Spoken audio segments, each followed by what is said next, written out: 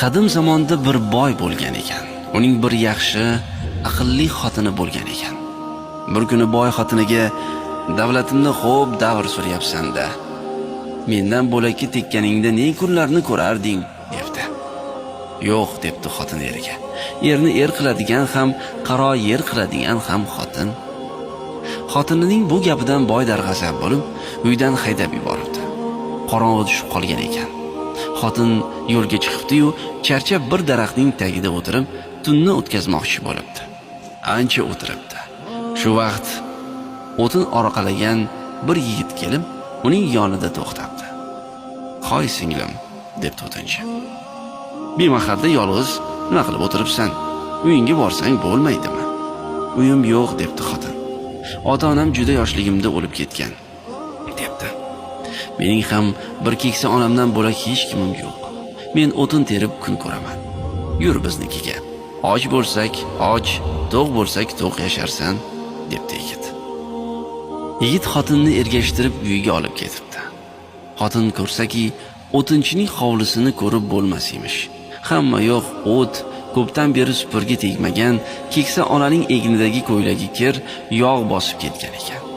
Xotin hovlini supurib sidiribdi, kampirni yuvib darabdi. Xullas, o'tinchining uy joyiga fayz kiritibdi.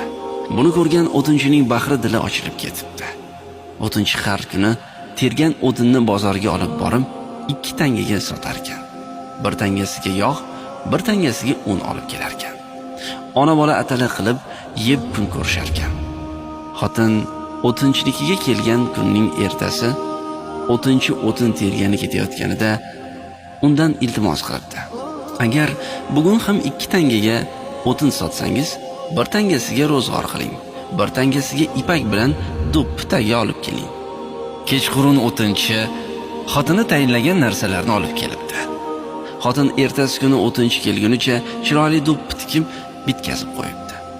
O'tinchi uni do'ppi bozoriga olib boribdi-da, bir yaxshi do'ppi 10 so'm bo'lsa, uni 15 so'mga sotib, pulini xotinga keltirib beribdi. Xotin kunda yigit o'tin terib, sotib kelguncha do'ppi tikib, bozorga chiqarib sotishga taxt qilib o'tirar ekan. Buning ustiga uy-joy, qozon-tovoqqa qarashga ham ulgurar ekan. "Endi hunar o'rganing", debdi xotin yigitga. Erkak kishiga hunar kerak. Yigit duradgorlikni o'rganibdi. Ko'p o'tmay yaxshi duradgor ham bo'libdi. Uy-joy ham qurib olishibdi. O'tinchining uyiga kundan kun fayz kiribdi. Topgani oziq-ovqat, kiyim-kechakdan ortadigan bo'libdi. Kampir ham, o'g'li ham ayolni juda yaxshi ko'rib qolishibdi. Oradan ko'p o'tmay o'tinchi bilan bu dono ayolning to'ylari bo'libdi. Ular baxtiyor hayot kechira boshlashibdi. Davlatlarga davlat qo'shilibdi. Baxtlariga baxt, ularning inoqligi, baxtli yashashi haqidagi ovoza uzoq-uzoqlarga tarqalibdi. Bir o'tinchi shunaqa badavlat bo'lib ketibdiki, asti qo'yaverasiz ekan. Bir kambag'al o'tinchining dang'illama uyli joyli davlatmand bo'lib qolgani haqidagi xabar ayolning avvalgi erining quloqiga ham yetibdi.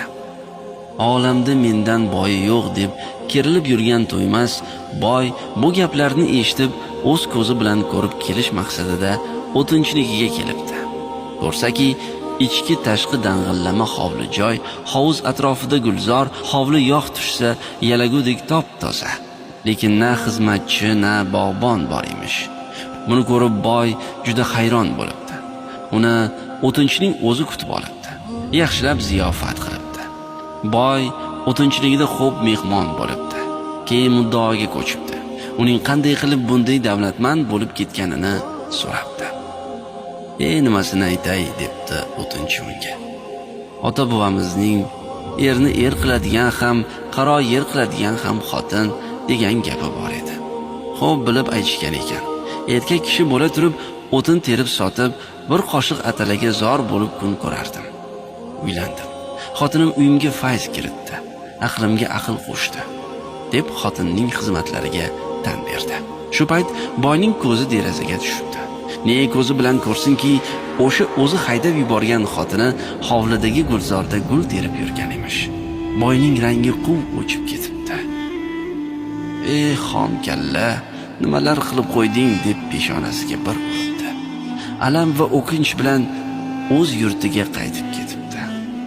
O'tinchi va xotini uzoq va baxtli hayot kechirishibdi.